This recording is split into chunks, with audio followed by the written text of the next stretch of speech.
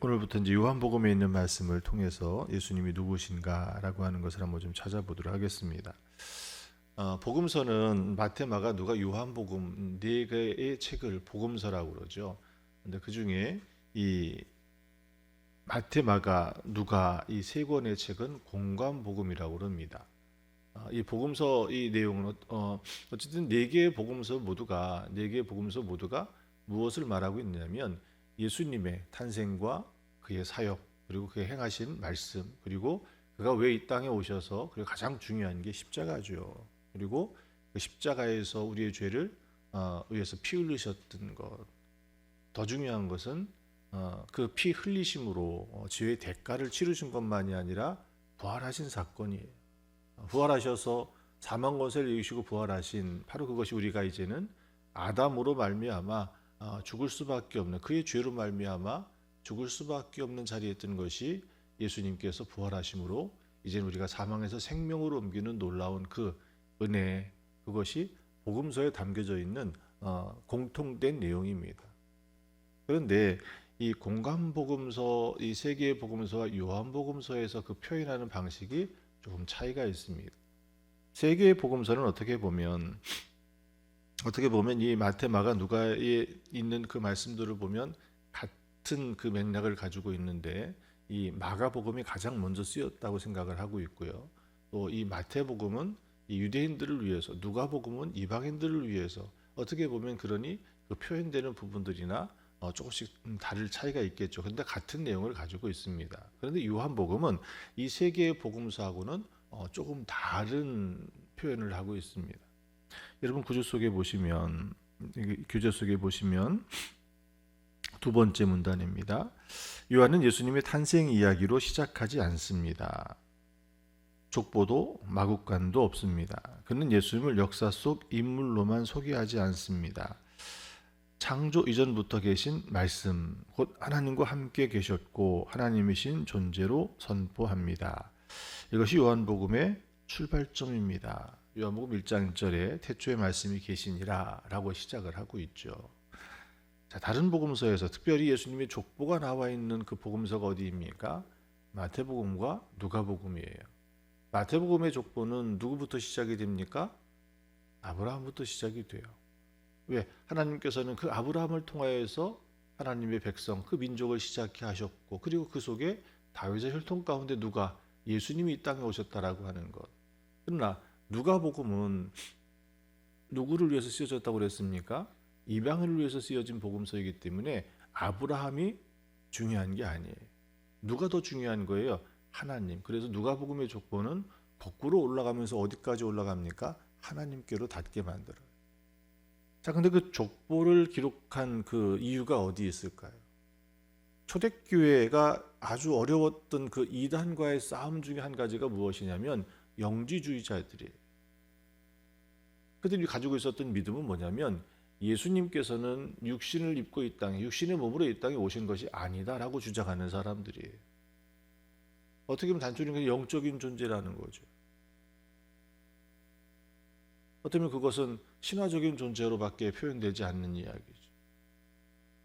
예수님께서는 어떻게 오셨습니까? 오늘 현대의 인간의 상식으로도 어떻게 남자 없이 여자의 몸이 아이를 가질 수 있겠느냐. 현대 상식과 의학으로는 이해할 수 없는 거죠. 자, 그러나 예수님께서는 이 땅에 어떻게 오셨습니까? 하나님께서는 여인의 몸을 통하여 그가 이 땅에 인간의 몸으로 오셔서, 그리고 어떻게 했죠? 누가복음에 잠깐 기록되어 있지만 예수님의 어린 시절이 아주 그가 성장하는 30세까지의 이야기는 잘 드러내질 않고 있습니다. 그러나 무엇이, 그가 인간의 몸으로 이 땅에 오셔서 그렇게 성장하고 가정의 품에 있으시다가 이제 사역이 시작하면서부터의 기록이 남겨져 있는, 그 족보라고 하는 것은 결국 무엇을 드러내고 있는 거예요? 이 땅에 육신의 몸을 입고 오셨다라고 하는 것을 드러내는 것이 바로 그 족보를 통하여서 말하고 있는 거죠. 근데 오늘 요한복음에서는 전혀 예수님의 탄생의 이야기라든 족보에 대해서 말하지 않고 있다라는 거예요. 무엇이 더 중요하기 때문에. 여기서 요한복음에서 말하고자 하는 것은 무엇입니까? 그가 태초에 하나님과 함께 하셨던 하나님이시라고 하는 겁니다. 계속해서 보겠습니다. 오늘 본문에서 세례 요한은 예수님을 가리켜 말합니다. 보라, 하나님의 어린 양이로다. 두 제자가 그 말씀을 듣고 예수님을 따릅니다. 예수님을 돌아보시며 묻습니다. 무엇을 구하냐? 이 질문은 요한복음 전체를 관통하는 질문처럼 들립니다. 우리는 예수님께 무엇을 구하며 다가가고 있습니까? 어떻게 보면 계속 반복되는 질문이죠. 오늘 예수님은 우리에게 어떤 존재였느냐라는 거. 계속 봅니다. 안드레는 형제 시몬을 찾아가 말합니다. 우리가 메시아를 만났노라. 오늘 본문의 41절에 있는 말씀이죠. 요한복음에서 만남은 단순한 접촉이 아니라 계시를 통한 인식입니다. 요한은 예수님을 단순히 그리스도라 부르는 데서 멈추지 않습니다. 그는 빛, 생명, 참 포도나무, 선한 목자, 부활이요 생명으로 증언합니다. 예수님은 표적을 통해 자신의 영광을 드러내시고 그 표적은 사람들로 하여금 믿게 하려는 목적을 가집니다. 여기서 보면 예수님을 처음 만났을 때부터 안드레가 어떤 고백을 하죠? 우리가 누구를 만났다고 그래요? 메시아를 만났다라고 이야기를 합니다. 메시아는 그리스도 구원자 아닙니까?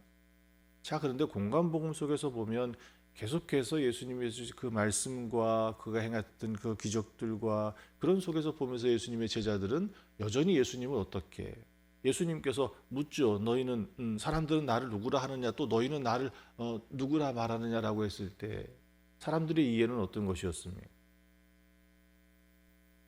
그리고 결국 베드로의 그 고백 가운데서도 베드로의 고백이 베드로가 예수님의 말씀을 듣고 예수님이 행하신 것을 보고 스스로 깨달아서 예수님은 정말 구약의 선지자들이 말했던 그 메시아구나 해서 그런 고백이 자기의 고백이었습니까? 그것이 아니라 하나님 주님께서도 말씀하셨죠. 그것이 누가 주신 하나님이 주신 은혜라는 거예요. 결국 복음관복음서에 나왔던 제자들의 모습은 예수님이 누구인가라고 하는 그 대답은 분명하게 내놓지 못하고 있습니다. 그런데 오늘 요한복음을 시작하면서 예수님을 처음 만났던 그의 고백이 무엇이었다는 거예요? 우리가 누구를 만났다는 거예요? 메시아를 만났다라고 이야기를 하고 있고 그 메시아가 누구냐라고 하는 것이 우리 41절에 보면 메시아는 번역하면 그리스도다라고 분명하게 기록하고 있다라는 거예요.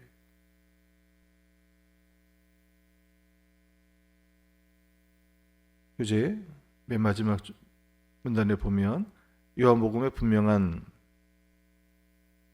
목적을 밝힙니다. 오직 이것을 기록하면 너희로 예수께서 하나님의 아들 그리스도이심을 믿게 하려 함이요 또 너희로 믿고 그 이름을 힘입어 생명을 얻게 하려 함이라. 요한복음 20장 31절에 요한복음을 기록한 그 목적을 말하고 있더라는 거죠. 공관복음서에서 마태마가 누가복음에서 예수님의 사역과 길을 따라가게 한다면 요한복음은 예수님의 정체성, 예수님이 누구신가라고 하는 것을 깊이 묵상하게 합니다. 그분은 단지 메시아일 뿐만 아니라 하나님과 하나이신 아들입니다. 인간이며 동시에 하나님이신 분, 육신이 되어 우리 가운데 거하시는 말씀이라고 하는 거예요. 세 번째 문단을 보겠습니다. 요한복음을 읽을 때 우리는 표면적 사건에만 머물러서는 안 됩니다. 요한은 사건 뒤에 숨은 영광을 보게 하려 합니다. 빵을 먹는 기적을 넘어서 생명을 떡을 보게 하고 눈이 열리는 사건을 넘어 참 빛을 보게 합니다. 결국 우리의 믿음은 어느 곳에 있는 것입니까? 잠언의 지혜만을 가지고 우리의 믿음을 다 말할 수 없다라고 하는 거예요. 그런데 요한복음에서 우리에게 보여주고 있는 것은 어쩌면 욥기의 지혜에 더 가까운 말씀을 우리에게 주고 있는 거죠. 무엇에 대한 영적 지혜를 말하고 있는 것입니다. 물론 그 말을 들었을 때는 어떻습니까? 우리가 이해할 수 없죠. 깨달을 수 없는 세계죠. 앞에 교재에서도 이야기하고 있는 것처럼 요한복음에서도 무엇을 다루고 있습니까? 그냥 뜬구름 잡는 것처럼 마치 이 계시, 이 하늘의 영적인 것만 말하는 것처럼 그냥 그렇게 말하고 있는 것이 아니라 요한복음에서도 어떻습니까? 공관복음서에서 기록하고 있었던 예수님의 말씀과 그의 사역을 통해서 일으켰던 수많은 기적과 이적들을 그대로 담아내고 있지 않습니까? 그것이 무엇이라고 그랬습니까? 앞에 보았던 요한복음 20장 31절에 말씀하시는 것처럼 오직 이것을 기록함은 너희로 예수께서 하나님의 아들 그리스도심을 믿게 하려 한다라고 하는, 그러나 그것이 무엇을 통하여? 우리에게 하나님 나라의 영적 지혜를 깨닫게 하기 위해서 오늘 이 말씀을 우리가 대면해야 됩니다. 그러니 눈에 보이는 그것을 넘어서서 무엇이, 우리도 책을 읽을 때 그렇죠. 그런 이야기를 하죠. 그 책을 더 잘 알려면 어떻게 되는 거예요? 행간을 읽을 줄 알아야 된다고 그러죠. 행간은 어떤 것입니까? 글로 기록되지 않았습니다. 그러나 그 이면에 담겨져 있는 저자의 의도가 무엇이냐라고 하는 것을 아는 것이 그 책을 이해하는데, 그러니 오늘 우리가 이 요한복음을 통하여서 예수님이 누구신가라고 하는 것은 단순히 눈에 보인, 그래서 이때는 이렇게 저때는 저렇게가 아니라, 아니면 내가 기준이 되어서 내가 판단이 되어서 예수님을 바라는 그 모습이 아니라 그 이면 속에 담겨져 있는 예수님은 하나님이시다라고 하는, 그를 통하여 하나님께서는 우리를 구원하시기 위해서 예수님을 이 땅에 보내셨다라고 하는 그 믿음을, 그 은혜를 우리가 보고 깨달아야 될 줄 믿습니다. 믿음은 결국 무엇입니까? 땅의 이해로만 가지고, 인간의 지식을만 가지고, 내 경험과 내가 바람만 가지고 예수님을 대면할 수 없다라고 하는 거예요. 오늘 이 말씀을 통하여서 이들의 고백처럼 우리가 메시아를 만났다라고 하는 이 고백 가운데,